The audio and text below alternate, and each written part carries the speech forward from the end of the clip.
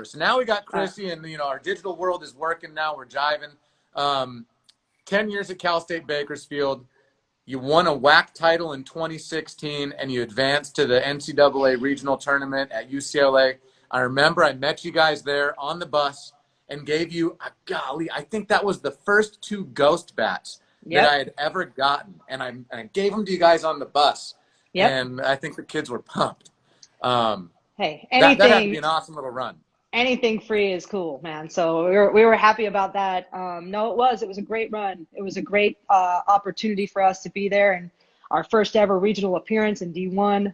And it was a lot of blood, sweat, and tears to get there. And it was great, man. It was a great fun run, to be honest. Absolutely. And to go back against a team that you played for a long time ago.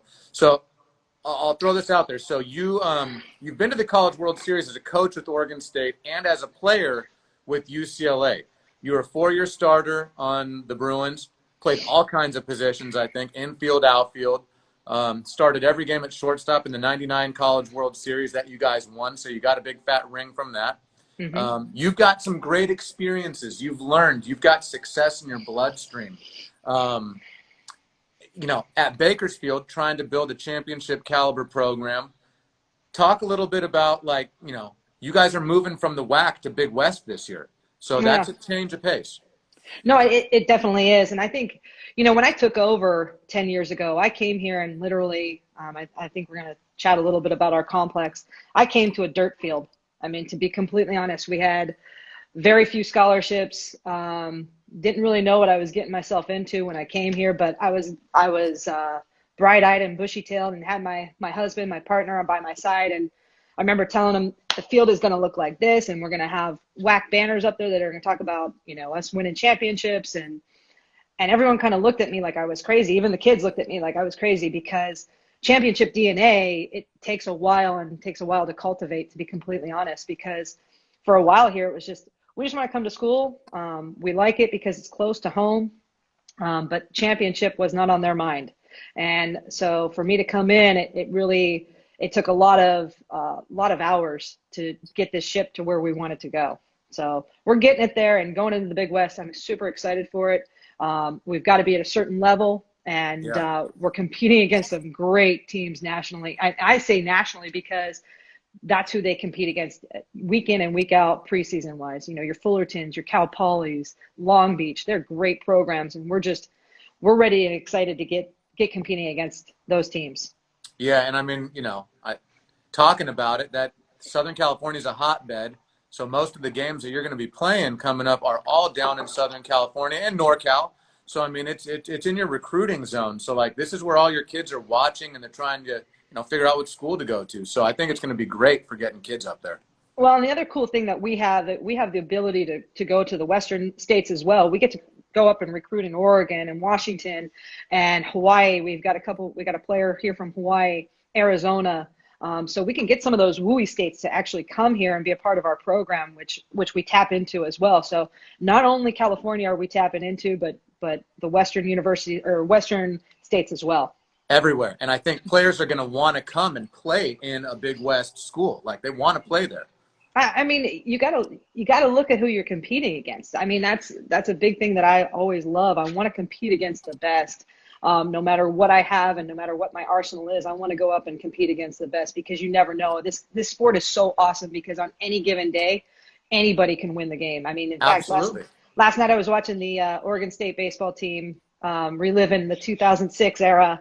When Oregon State baseball came out of nowhere and won a World Series. So, I mean, this sport, anybody can beat anybody on any given day. Anyone can beat anybody. That's right. And the whole thing's a small world. I mean, look at this year for one. So you open up at UCLA. Like, dude, they're like the #1 team in the country. So you roll down there into the first, you know, and you're playing at UCLA. So, like, that's who you match up against all the time. Well, and we have to also look at, if you're going to win a regional, or if you're gonna be able to compete against a regional, if we win the WAC, we have to go down to UCLA. So that's who you're gonna play. You have to get that early and often, and I believe playing the best creates the best. It creates adversity. It creates all of those things that we want in for our athletes. So I didn't look at it as that daunting of a challenge in the sense of this is why you go out and compete. You go Yeah. out to compete to shoot. Let's go shock the world, man. Go live a dream right now. Yeah. That's what I live by. So go live It's the dream. time to rise to the occasion. Yeah. And that's what Absolutely. these sports are all about. Your number gets called. Do you perform or do you not perform? Absolutely. So Interesting stuff.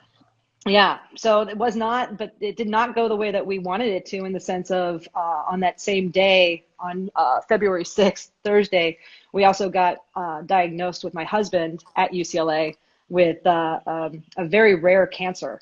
And you want to talk about a shot to the gut. And that was a big shot to the gut, to be completely honest. Yep. It puts everything in perspective. It's like you're scared about facing who on the mound? Dude, we got cancer. Go out and hit the ball. Like that's right. legit, like how you got to look at it. So the coolest thing though, you talk about in this softball world, last year we got exposed to the Bruin bubble a lot. We no sooner get the diagnosis and I've got to compete with my team at 7:30 against UCLA. So driving up the ramp to go get the game ball before the game. And I'm trying to hold my stuff together, to be completely honest, because, I've got my husband who's been diagnosed, not me. But I've got to be that strong partner right now. Come walking around the corner and my boss of 9 years, Kirk Walker, is sitting there and I lose it. And, I kind of fall into his arms and I'm like, he's got cancer again. And to be honest, this is our second stint with him with cancer. And so we had to rally up, and Kelly, in a way, always wanted to kick me in the butt. Sure enough, said, Bucky, if you don't want to coach today, everyone understands. And I said, Kelly, there's no other place I want to be right now but on this field and with these people. So my husband was great. He felt the same way. And we opened up the season. Now, it didn't end the way we wanted it to end. The second game went much better, but it was definitely where I wanted to be, was on that field. That day was a win. It shows the power of sport, the power of teammates, the power of being in a community that supports each other. We spoke about it a little bit yesterday, and you told me that. I mean, I got goosebumps while I'm talking to you, and it couldn't have happened on a better day, I guess, for you as a person to be surrounded by people who love you, Yeah, absolutely. That whole weekend was very, very surreal. It was, a lot of emotions were coming through, and I just had such great people around me. And, I talked a little bit about Jenny Condon. Jenny Condon, I coached with at Oregon State for 3 years. Her and Gina Vincione were both there and helping us through that time. And just having those people around you, my staff, the kids, it was bigger than softball, man. It was so much bigger than softball, and we get to go out and have fun and play what we love to do. Let's go enjoy it. And that, I would say from the beginning of that, I enjoyed this season, as oddly as that sounds, and then as randomly as it stopped. I tried to enjoy every moment that we were out on the field. Sure, and it puts it all in perspective. And for players out there who are watching right now, and anyone who's watching, you can't take anything for granted, right? So, I mean, talk a bit about motivation, and I mean, what better motivation than your husband? I watched a couple interviews with you and him yesterday, so I learned a little bit about all the stuff. He's a warrior. The guy's an animal. Oh shoot! Now you're gonna make me tear up a little bit. I'm not one that likes to tear up, but yeah, he's a tremendous person. When he was first diagnosed in 2015 with Hodgkin's, dude, you would have no idea that he was hit with anything. I mean, he was the poster child. And even with this stuff, I look at him and he's had this massive surgery and all this stuff, and I'm like, dude, do you know how lucky we are that you are surviving the way that you're surviving? Like, not many people do that. Not many people are able to go through it the way that we're going through it. And you were talking about game plan, BK. You seriously have to have a game plan. The game plan is we're beating it. And the game plan is, what is your routine today? He has such a great routine. I think right now he's even in the garage working out, and he's getting my butt moving and getting me working out, which is good. But that's really what it comes down to. That's why I think, baseball, softball players are they're ready for adversity, man, because every single pitch we have to have a new game plan. We've got to have a new way of looking at it. And even with this, you got to have a game plan. And that's right. This is either going to make me or break me. I watched him talk about that on his interview that he had, and I wrote it down. I was like, you got to have a game plan. And so Yes. let's talk about that into the terms of these kids at home right now and your players. If you don't have a game plan, and if you can't persevere to get better and stay stronger and motivated through this coronavirus, you're going to come back sucking. Like, you better get it done. Nothing's going to make you good, man. And Yeah. I literally had a conversation with one of my girls the other day, and we were just talking about, hey, what are you doing on the tee and how are you swinging on the tee? I said, dude, it ain't about your swing. Hitting's rhythm and timing. Everybody knows that. What mentality do you have going into your swing? Yep. Do you believe that you're going to, you're coming up with bases loaded right now? Can you imagine yourself doing that? Man, we talk about our facility and we talk about a vision. My husband and I had a vision coming here to Bakersfield. To be honest, it was a D2 and a low D2 when we came here. We didn't have all the bells and whistles. We have had to create every single bell and whistle that we have here. And that's why we talk to our girls about, you're transforming yourself as a person. And that is what creates DNA and championship mentality. It's not the ring on your finger. It really isn't. That ring don't mean anything. It's the person that you are inside, the character that you have. And character is going to shine through right now with a lot of athletes. If you have the character to say, I'm doing my stuff and sticking to my game plan, you're going to be one heck of a player when this is over. If you don't, you're right, BK, they're going to suck. Yeah, they're going to suck. And there's a lot of girls out there working so hard in their garage right now. Like, you got to do whatever you can do. Give them a couple of, like, I'm sure Brandon's got some badass like activities that they can do to stay in shape. Like, what would you tell a couple tips? I'm going to tell you what, I think the one thing that we've, and again, I've got that great connection down with UCLA. We had a great opportunity to sit down with Kelly and some of the visions we have had for our staff here and what we want to do with the strength and conditioning and with athletic trainers comes down to, like, literally your mobility and your back mobility. I'd go online and I would look at as much stuff as I can do with rotational mobility as I can. That's really what it's coming down to with hitting. How the heck am I able to separate and rotate and my spine work in the way that it needs to work? That's the stuff that they need to be doing. So a lot of mobility stretching, a lot of things with rotational movement, and not just swinging, doing it both ways. So that back and those muscles in the back are moving in the way that they need to move in order to create that swing that you want to have for the power that you want to have. So the ghost still looks good at the end of the day, because the ghost don't look good unless that swing looks good at the end of the day. You still gotta hit the ball. That's right. It's amazing the evolution of sports in the swing and stuff like that in baseball, softball. I've watched as, it went from powerlifting back when you and I were playing into more of like quick twitch stuff. And now it's moving again into what you're talking about. It's movements of like the body to have some kind of rhythm and flow. Absolutely. And it's really cool. Like, our relationship is awesome because he'll come out and, he's not a baseball player, but he was a football player, but he wants to learn the biomechanics of a swing. He wants to learn the biomechanics of an athlete and how they move. The cool thing is, man, you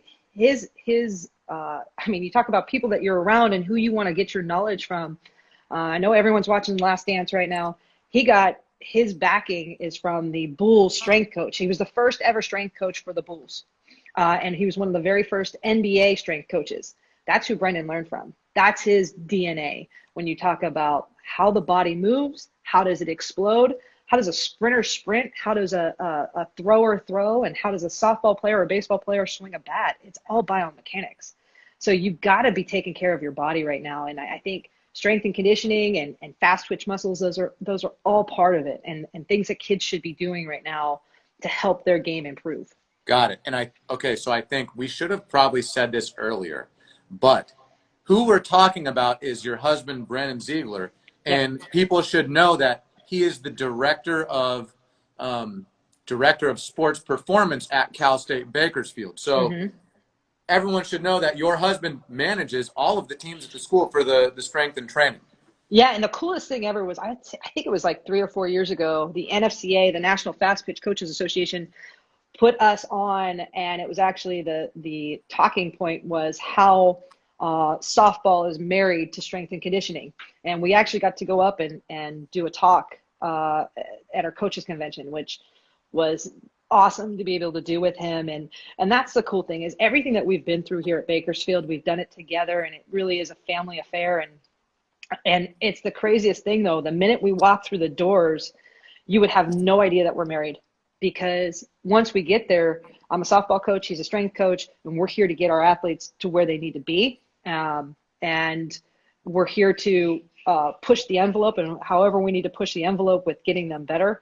But I listen to him I think a lot of softball coaches and baseball coaches, we try to reinvent the wheel. And I listen to him a lot of times when it comes to strength and conditioning, and when it comes to just how my players are moving, where are they weak, what do they need to get better at. And man, he does a hell of a job. He makes my girls' times go up at least 2/10 throughout a course of 4 months working with him. So I look at that stuff. I'm like, you keep doing what you're doing over there, and I got to make them better softball players. So that's my job. Okay, so we're running out of time here. I want to talk about, we've already talked about the field. Quickly, just Bakersfield as a whole. I really like Bakersfield. Like, you got to sell the people out there on Bakersfield and like the program and the school. So yeah, get right us now, fired up. I think it's I love this town. We are a blue collar mentality, man. We are people that grind and grit and do. I mean, that was even our president's message. I think it was on CNN. She was giving the message to the world saying how CSU Bakersfield student athletes are getting through this right now. We are grinding through it, and it's all about that. And if Brendan's not a person that can show you what Bakersfield's all about, that's who we are. I mean, everything that we've done on the field, with everything that we've fixed up, we've done it with two hands, and we've been as a part of it as anybody else, and as any construction worker, because it's important. But I love being here. I love our administration. They've made everything possible to help us keep moving forward. I love our president. I think she was nominated as the best president in the CSU system this year. And I love everything that we're doing. I think we're going to be pushing the envelope here in the Big West, and I can't wait for it. That's awesome. Hey, we wish you nothing but success up there. Get in that Big West and show them what Bakersfield's all about. Keep recruiting those gritty, tough DNA kids up there and get it done. Hey, BK, thank you so much for having me today. And just everyone, just keep focused on, we're going to get through this, and we're going to be better because of it. We got to remember, softball is fun. We're having fun. Absolutely, man. Thank you so much, BK. Thanks for being on with us. Thanks for being a part of Team Easton, Crissy. We'll see you soon. Thank you. All right, bud. Bye. Take care.